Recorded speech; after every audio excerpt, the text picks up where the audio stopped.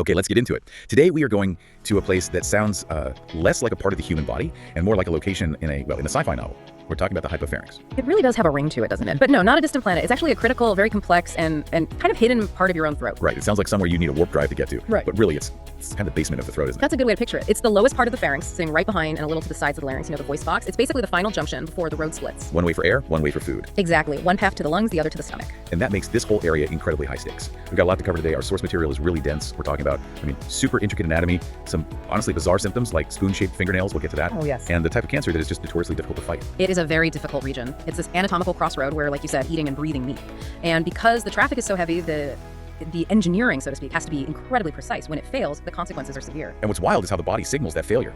We're going to find out why a problem deep in your throat might make you think your ear is about to explode. The famous referred otalgia. It's one of the most fascinating wiring issues in the entire human body. But before we get to the cross wires, we need to map the territory. If I look in a mirror and I open my mouth and say, I'm not seeing the hypopharynx, am I? No, not at all. You're looking at your oropharynx. The hypopharynx is way deeper. It's hidden. Yeah. And if we were to zoom in, microscopically at the lining there, we'd see a very specific kind of tissue. It's called non-keratinizing stratified squamous epithelium. Which is a very fancy way of saying tough, wet skin. Right? Basically, yeah. It's designed to handle friction. Think about it. You swallow hundreds of times a day. Food, liquid, saliva. It all has to slide past this lining. It needs to be durable. But that lining is just the wallpaper. The real structure is underneath.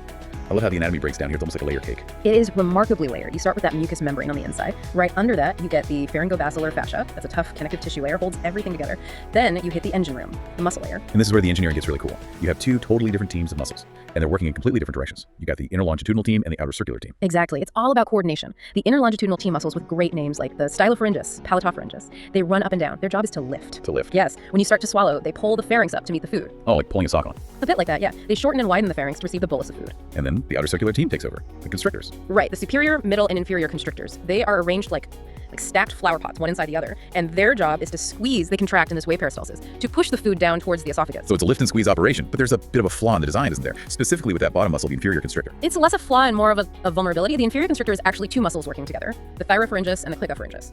The top part pushes food, the bottom part acts like a sphincter to keep air out of your stomach. But they don't always overlap perfectly. No, they don't. At the back posteriorly, there's often this triangular gap between them where the muscle coverage is really thin or even absent. And this gap has a name that sounds like it's from a thriller movie, Killian's dehiscence. It is dramatic. And clinically, it's a huge weak spot. Imagine a tire that has a thin spot in the rubber. If the pressure inside gets too high, the inner tube bulges out. Exactly. And in the throat, that bulge is what we call a pharyngeal pouch. And food can get stuck in there. It can. And it can ferment. It causes terrible bad breath, difficulty swallowing. It's a purely mechanical failure caused by that specific anatomical gap.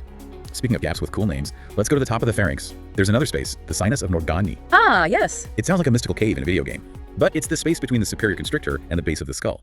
It sounds empty, but it's actually a super busy highway, isn't it? It's a critical entry point. It's not just dead space at all. Passing right through this gap, you have the eustachian tube, which connects your throat to your ear. Correct. You also have the muscles that control your soft palate, the tensor and levator villi palatini, and the ascending pharyngeal artery. So you've got hearing, swallowing, and blood supply all funneled through this one small gap. It's a real bottleneck. It is. And it just shows how interconnected everything in the head and neck is. You can't touch one part without affecting another. There's one more space we have to talk about because honestly, it kind of scares me.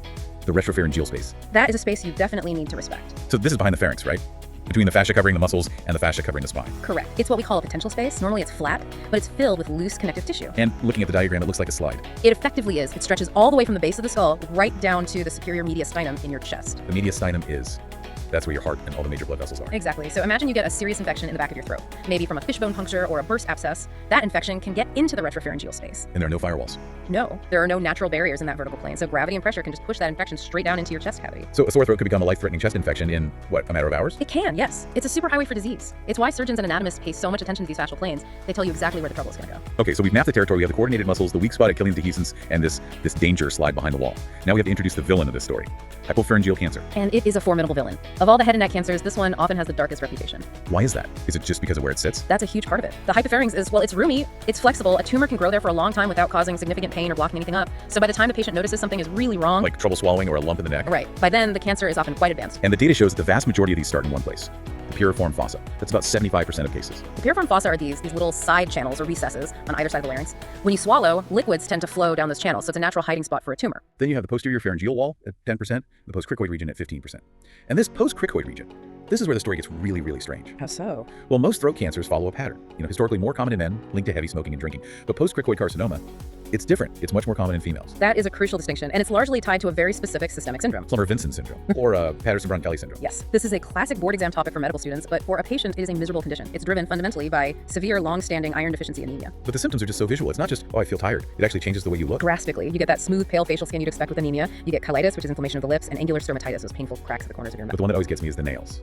Koilonychia. Spoon-shaped nails. Can you describe that? Because I think people might picture a slight curve, but it's much more than that. It's a true inversion. A normal nail curves upward, like a little dome. In koilonychia, the nail bed actually depresses. The edges flare up. You could literally place a drop of water in the center of the nail and it would just sit there, like it was in a tiny spoon. That is such a specific, undeniable sign that the body is in serious distress, It is. And inside the throat, the tissue is changing too. You get these things called webs, thin layers of tissue that grow across the upper esophagus. which makes it hard to swallow. Exactly. So you have a middle-aged woman, she's tired, pale, she has spoon nails, and she's complaining that food gets stuck. And the terrifying statistic is that about 30% of those patients will go on to develop post-cricoid cancer. 30%? That's massive. It's enormous. It's what we call a pre-malignant condition. You aren't just treating the iron deficiency, you are watching that throat like a hawk because the risk is so incredibly high. So that's a very specific syndrome. But for the general population, what are the red flags? If I don't have spoon nails, how do I know my hypopharynx might be in trouble? The symptoms are often very subtle at first. Dysphagia, that's difficulty swallowing, is the big one. Maybe you feel like food is catching or sticking. Hoarseness can happen if the tumor grows inward and paralyzes the vocal cord. But there's one symptom that seems to trick everyone: refertotalgia. Ear pain.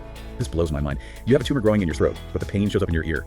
Why does the body do that? It feels like a glitch in the software. It's definitely a cross-wiring issue. It all comes down to the vagus nerve. The vagus supplies sensation to the hypopharynx, specifically the supraglottis and the piriform fossa. But the vagus is a wanderer, it has branches everywhere. One of those branches is called Arnold's nerve. Arnold's nerve. And Arnold's nerve supplies sensation to the external auditory canal, your ear canal. So the vagus nerve picks up a pain signal in the throat. And it sends that signal up to the brain. But because the vagus also talks to the ear through Arnold's nerve, the brain gets confused. It misinterprets the signal. It thinks it's coming from the ear. That is just wild. It gets even more specific. If the cancer is lower down or maybe involves the base of the tongue, the pain travels along the glossopharyngeal nerve. That nerve has a branch called Jacobson's nerve, which goes to the middle ear. So Arnold hurts the outer ear, and Jacobson hurts the middle ear.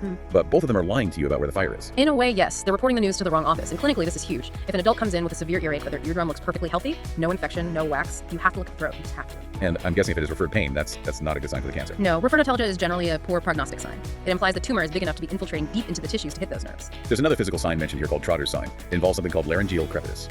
What on earth is that? It sounds complex, but it's a very tactile thing.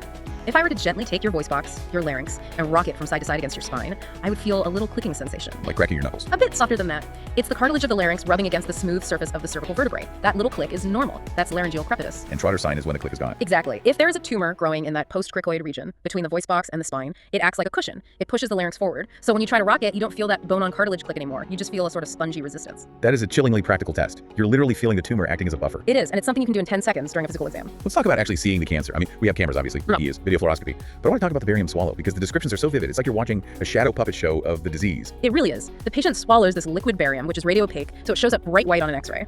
As it coats the lining of the throat and esophagus, it outlines all the lumps and bumps. And the shapes tell you what's wrong. For example, the rat tail. That's the classic sign of esophageal carcinoma. The cancer narrows the tube, but it's irregular, it's jagged. So on the x-ray, the stream of barium tapers down into this thin, ragged line that looks exactly like a rat's tail. As opposed to the bird beak. Right. A bird beak appearance is usually achalasia cardia. That's not cancer. It's a muscle problem where the valve at the bottom won't open. The tapering is smooth and symmetric, coming to a sharp point, just like a beak. And then there's shaggy mucosa. That's usually a fungal infection like candidiasis. The lining is all inflamed and covered in these patches, so the barium looks fuzzy or shaggy on the film. It's amazing how descriptive those are. But let's get to the heavy part. We found the cancer. We know it's there. Now we have to fight it. And this seems to be where the hypopharynx really earns its reputation as a nightmare location. It is a brutal battle. The 5-year survival rate is, well, it's stark. For an early stage 1, it's about 46%. But by stage 3 or 4, which is when most people are diagnosed, it drops to around 15 to 30%. Why is it so much harder to treat? Is it just because it's caught late? That's a huge part of it, but it's also the nature of the spread. The hypopharynx has a very rich lymphatic network, so it spreads to the neck lymph nodes very, very early. But there's also something called submucosal spread. That just sounds insidious. It is the surgeon's worst enemy. Imagine you're looking at a spot of mold on a piece of bread. You see the spots, you cut a circle around it, you think you got it all. But the roots, the little filaments, go deeper. Exactly. In the hypopharynx, cancer cells love to travel underneath the healthy-looking lining. They just tunnel through the submucosa. They can travel centimeters away from the main tumor without ever showing on the surface. And that leads to skip lesions. Yes. You might have the main tumor, then a patch of what looks like healthy tissue, and then boom,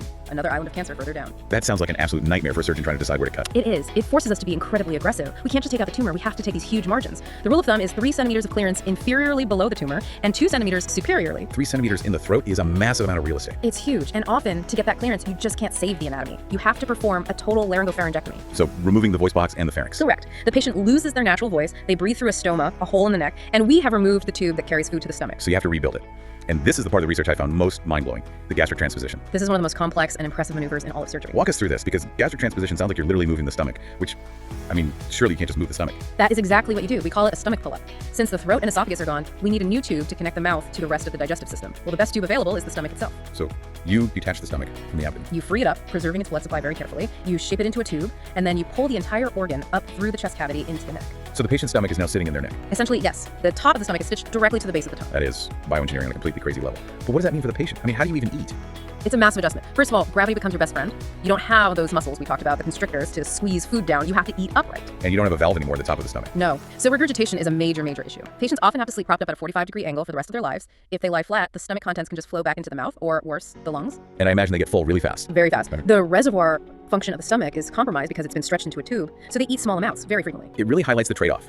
You're saving a life, but the new normal is just radically different. It is, but the alternative is the cancer spreading unchecked. It shows the incredible resilience of the human body, that you can rearrange the plumbing so drastically and still function. It really brings it all full circle back to this idea of connections. We started with the anatomy, the sinus of Morgani, the layers of fascia. Sure. We looked at the weird clues like the spoon nails, Yeah. and we ended with the stomach sitting in the neck. It's a journey from the microscopic to the absolutely massive. And through it all, the biggest takeaway for me is how we interpret signals. We're so used to putting things in boxes. My ear hurts, so I have an ear problem.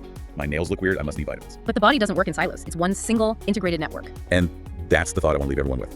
How often do we ignore a distress signal just because it's not coming from where we expect it to? We treat the pain but not the source. And if there's one thing the hypopharynx teaches us, it's that the source of the problem might be hiding in the dark, while the alarm is ringing somewhere else entirely. So the next time you have a persistent earache, or you see something just a little bit off in the mirror, remember the connections, remember the spoon nails, and just listen to the deeper signals your body might be sending. Absolutely. Knowledge is the best diagnostic tool we have. Thanks for taking this deep dive with us. My pleasure. See you in the next one.